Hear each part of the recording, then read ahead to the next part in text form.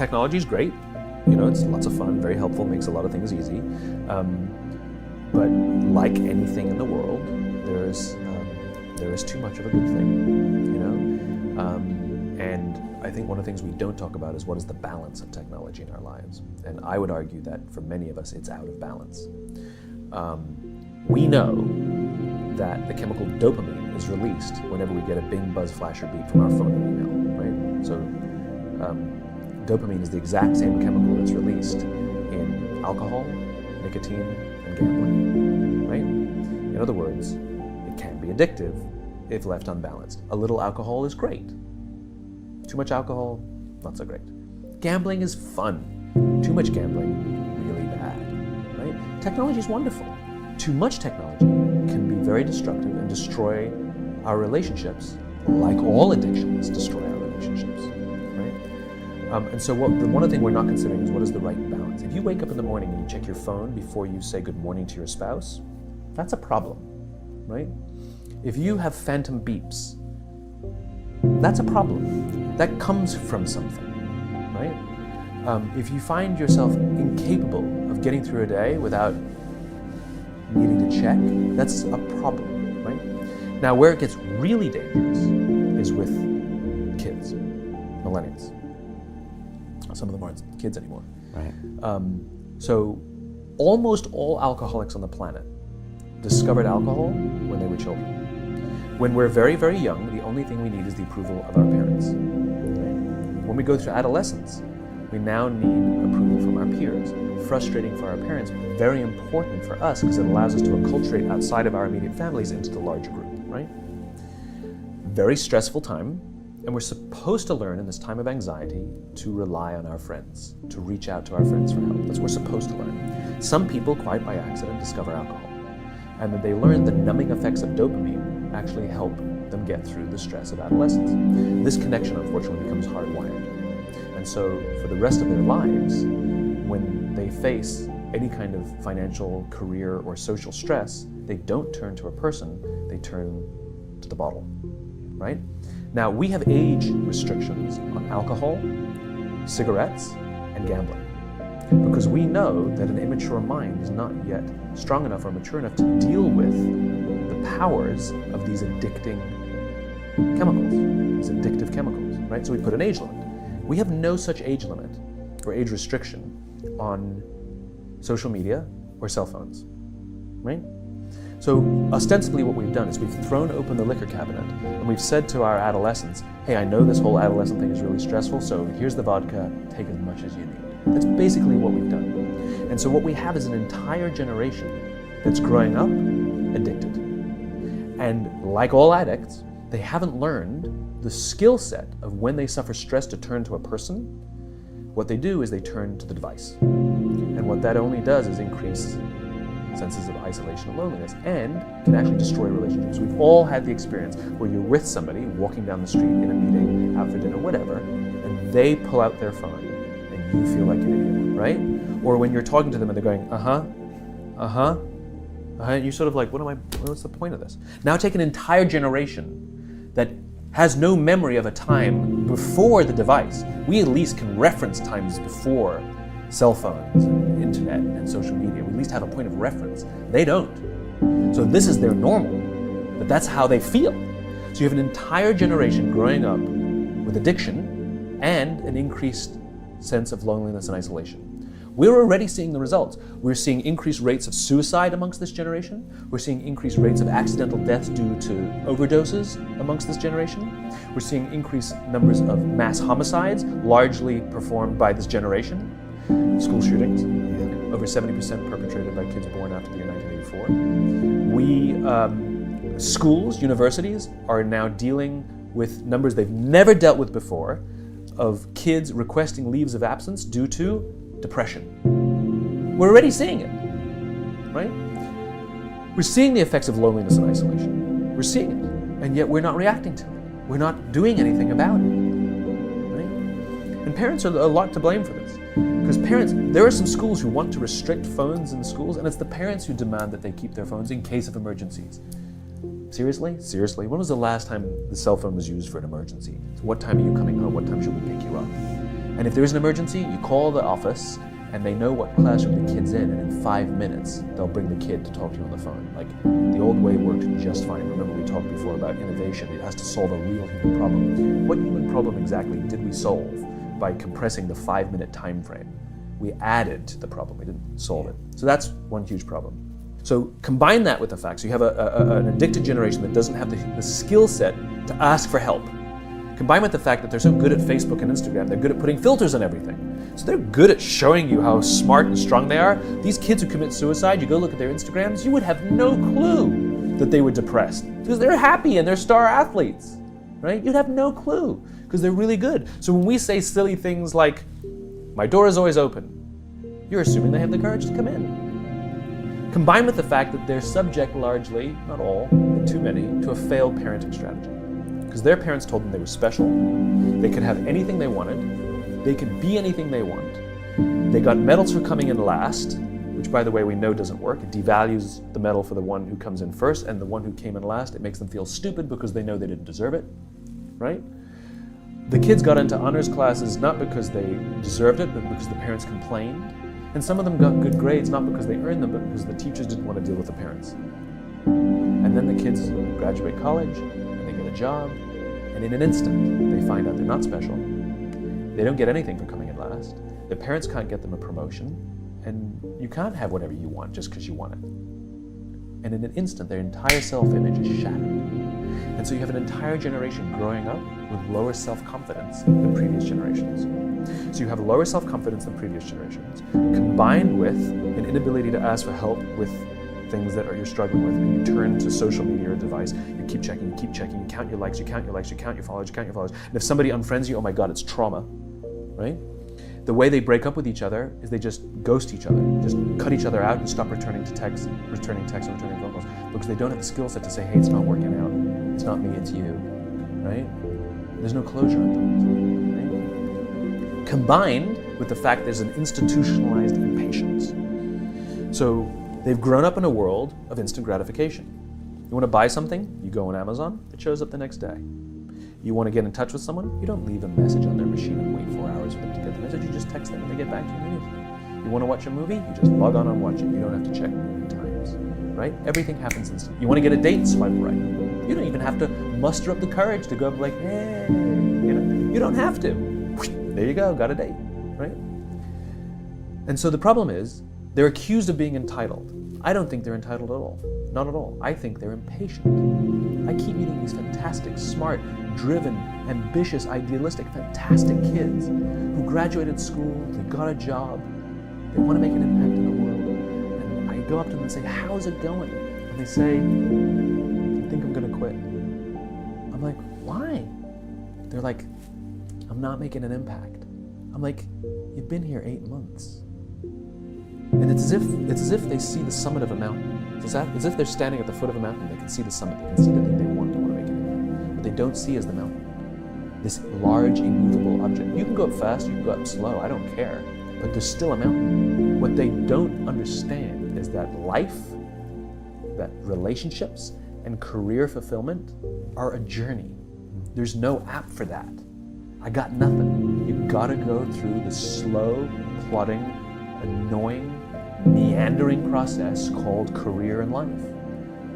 But if they don't get it in 8 months, they go look for it somewhere else. They don't get it, they go look for it. It's impatience. And because they don't have the skill set to ask for help, and because they feel lonely, it compounds and compounds. So then we dump them in office environments that are built on theories from the 80s and 90s that prioritizes a number before a person, and no one really cares about their confidence and their personal growth. They're just numbers on a spreadsheet. And so they enter work cultures that don't help them. And the problem is they're entering the workforce at a deficit. I hear from kids, they tell me that they struggle to form deep, meaningful relationships, and the companies don't care. And so it's destructive to them as individuals, but ultimately it'll hurt the companies because more and more millennials are entering the workforce. I believe, to your point about solution, that now the responsibility on companies is even greater than it's ever been before to take care of its people. Because if the environments in which we're asking our youngest workers to work in isn't built to help them, I can't even imagine what the suicide and homicide and just the rates of depression, an accidental death due to overdose are going to look like in the future. It's going to reach epidemic proportions. It's already, the statistics are already alarming, and yet nobody's sounding any alarm bells. Parents have to intervene. We have to stop giving our kids free access to social media and phones at young ages. They are not ready for it. Their minds cannot cope with the dopamine. Balance is fine. You can give a kid a phone, but they can't use it in their bedroom. They can't have it at the dinner table. They can't take it to school. They can only have it up to a certain hour, and you take it away. They're children. You can take the phone away. We've got to intervene as parents. But as companies, we now have to deal with the influx of kids that are coming into our companies with addiction. Watch, I see it all the time. Walk through any office. You'll see the older employees have their phones on the sides of their computers as they're working. You'll see the youngest employees have their phones face up in front of their keyboards between their arms as they're working. And this is how they work. And the science is alarming. They did experiments on mice where they did the multitasking. They put flashing lights to mimic going from the computer to the cell phone, the computer to the cell phone to the TV. The mice that were exposed to the changing lights, it took them 3 times longer to solve a maze than the mice that weren't, and the damage was permanent. It didn't improve when they stopped the lights. And leadership now is even more important. And the leaders now are even more irresponsible. You are responsible for the lives of human beings, and some of these human beings are your children. So okay, you bastard CEO who thinks all the stuff that I talk about is craziness, and you don't have time to make these changes. This is, I hear, we don't have time. It's a war out there. I've actually heard executives tell me that. It's a war out there. I don't have time for this leadership stuff. I know guys who go to war, and I'll tell you, it's not a war, what you're going through. You tinker with money. It's not a war. You do have time for this. And if it's really that way, then what were you doing when it wasn't a war? It's even more, what an indictment that in peaceful times, when times were good, that you weren't focusing on this stuff, right? But my point is a lot of these executives have children of this age working at other companies. And my question is, would you like those other companies? Would you like those other executives to care about the growth of your child, the confidence of your child, the career success of your child? Would you like those other companies to help your kids learn the skills of social interaction, the ability to ask for and receive help? Would you like their jobs to give that to them? Set the example. Do it for other people's children. Every single employee, 100% is someone's daughter. 100%.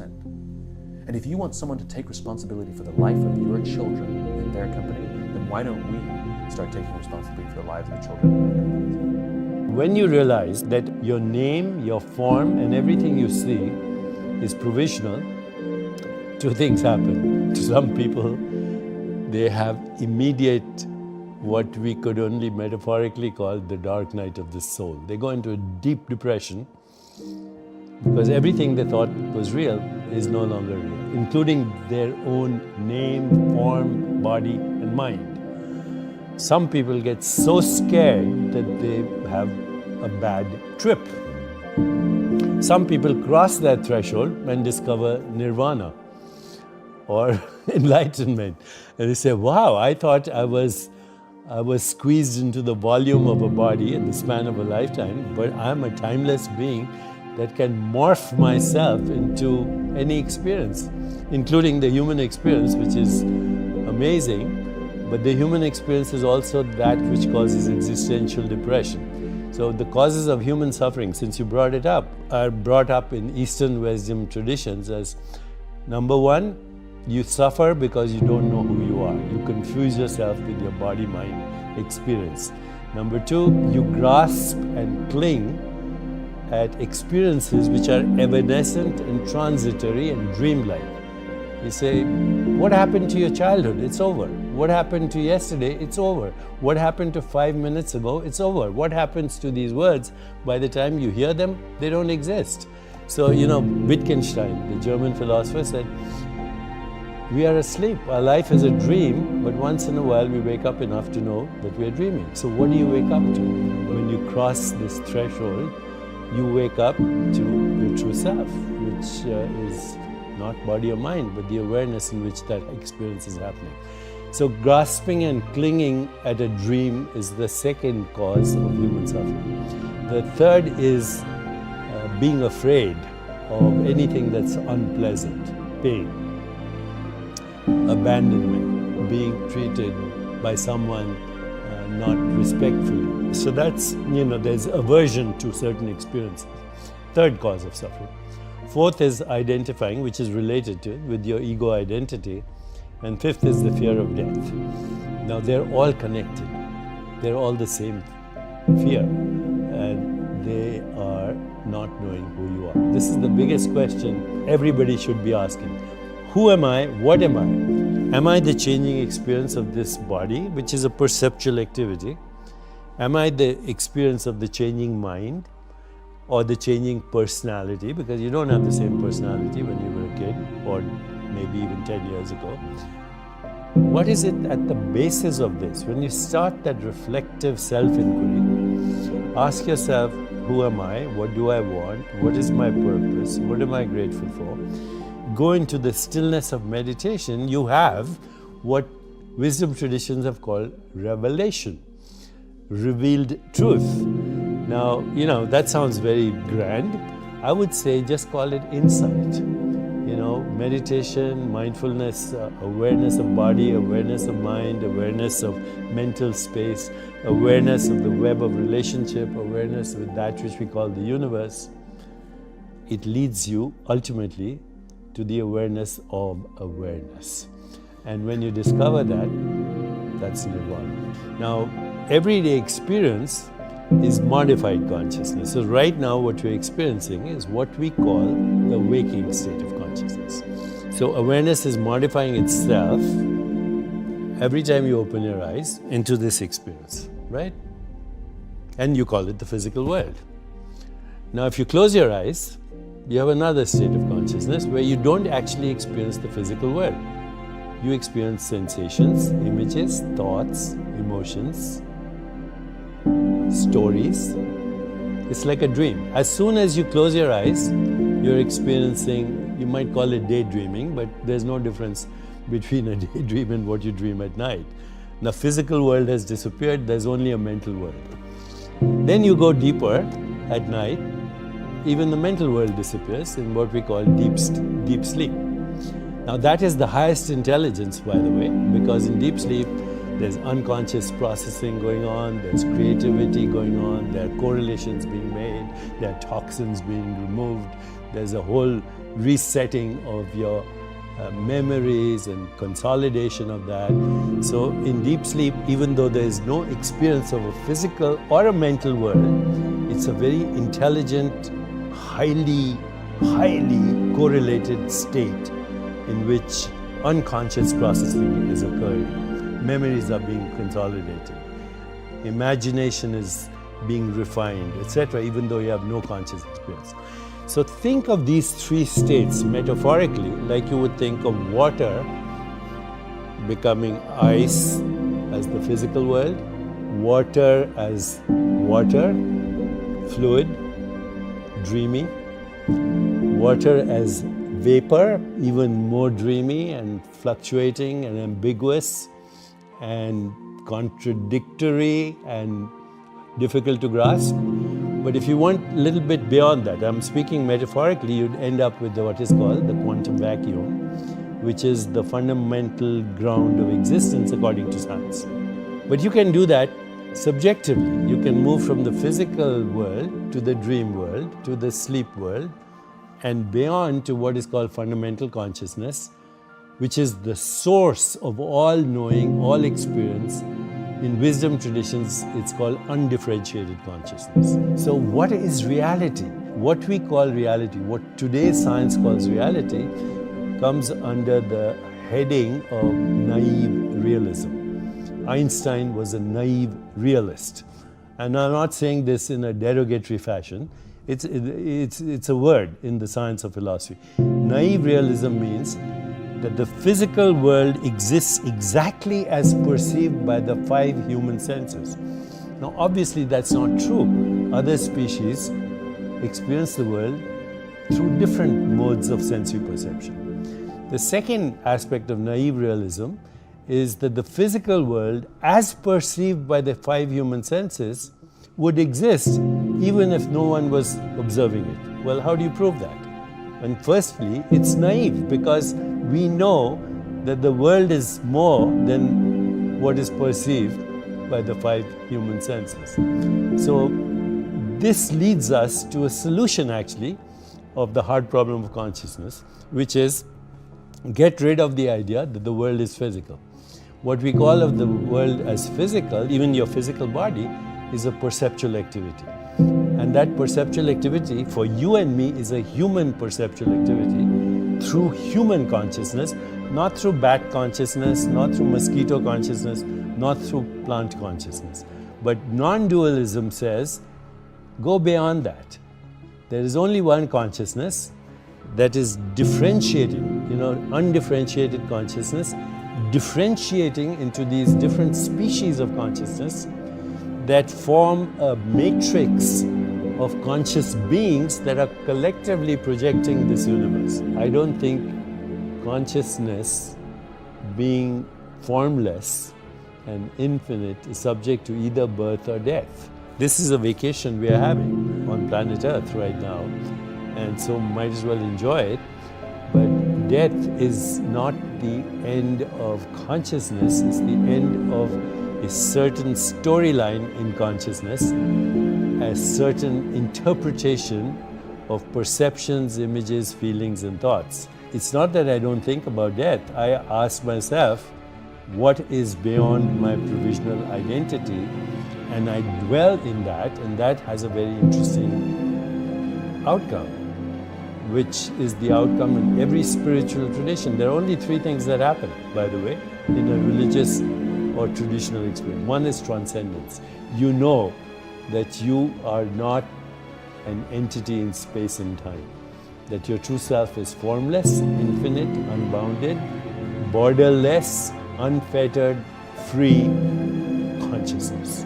Number 1. Number 2, you have the emergence of what usually are referred to as Platonic truths: goodness, beauty, harmony, love, compassion, joy, equanimity. And number 3, loss of the fear of death. There's nothing more important than having those 3 experiences. And they've been part of every wisdom tradition for thousands of years. Love is not a sentiment. Love is not an emotion. Love is the ultimate truth at the heart of creation, which is unity consciousness. One consciousness differentiating into infinite modes of experience, infinite knowers, infinite modes of knowing, infinite phenomena known, all generated within the one self. Just like when you were just a fertilized ovum, you were one cell, stem cell, pluripotential cell. It became eyes, it became nose, it became fingernails, it became heart, it became brain. So that one cell differentiated into all these different cells, each with its own modality of experience. Like that, the one mind, the one consciousness, differentiates itself into what we call the universe, with every species of consciousness knowing the universe in its own unique way.